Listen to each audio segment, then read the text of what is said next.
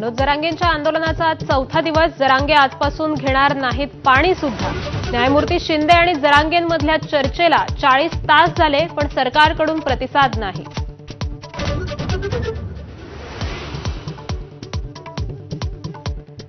मराठा आरक्षण प्रश्नी तोडगा काढण्यासाठी सरकार दरबारी हालचाली. आज मुख्यमंत्री आणि दोन्ही उपमुख्यमंत्र्यांची होणार बैठक.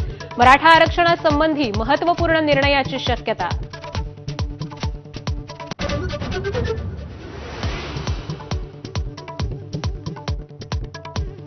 न्यायालयीन प्रक्रियेत अडथळा होत असल्यास सरसकट शब्द काढून आरक्षण द्या. मनोज जरांगेंची मागणी. सरकारकडे केवळ वेळकाढूपणा सुरू असल्याचाही आरोप.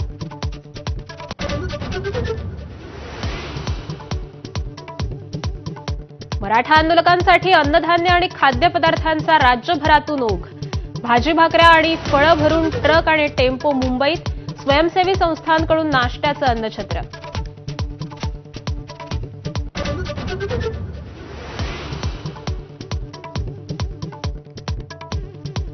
जरांगेंच्या आंदोलनाला आजपासून ओबीसींचं जोरदार प्रत्युत्तर. भुजबळांनी मुंबईत बोलावली ओबीसी नेत्यांची बैठक, तर जरांगेंच्या आंतरवालीत ओबीसी नेत्यांचं आजपासून आंदोलन. नागपुरातल्या साखळी उपोषणाचाही आजचा तिसरा दिवस.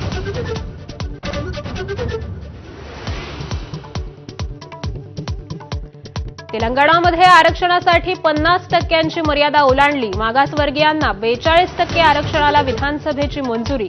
तेलंगणात पंचायत राजमध्ये आरक्षणाचा टक्का गेला 77%.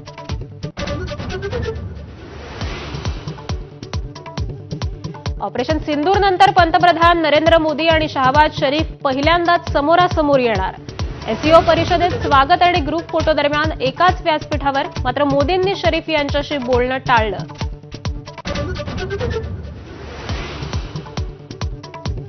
चीनमधल्या शांघाय सहकार परिषदेला सुरुवात. बैठकीपूर्वी पंतप्रधान नरेंद्र मोदी, व्लादिमीर पुतीन आणि झी जिनपिंग यांच्यात हास्य विनोद आणि चर्चा. तिन्ही नेत्यांच्या देहबोलीवर जगभरातल्या जाणकारांची नजर. 20 लाख मुलींना शिक्षणाच्या प्रवाहात आणणाऱ्या एज्युकेट गर्ल्स संस्थेला मिळाला मॅक्सेसे पुरस्कार. 17 वर्षात 30,000हून अधिक गावांमध्ये पोहोचवली शिक्षणाची गंगा. मॅक्सेसे मिळवणारी भारतातील पहिली नॉन प्रॉफिट संस्था. लालबागच्या राजाच्या व्हीआयपी आणि नॉन व्हीआयपी दर्शनाविरोधात राज्य मानवाधिकार आयोगाकडे तक्रार. व्यवस्थेद्वारे इतर भक्तांचा अनादर होत असून मोजक्या लोकांनाच विशेष सवलत असल्याचा आरोप.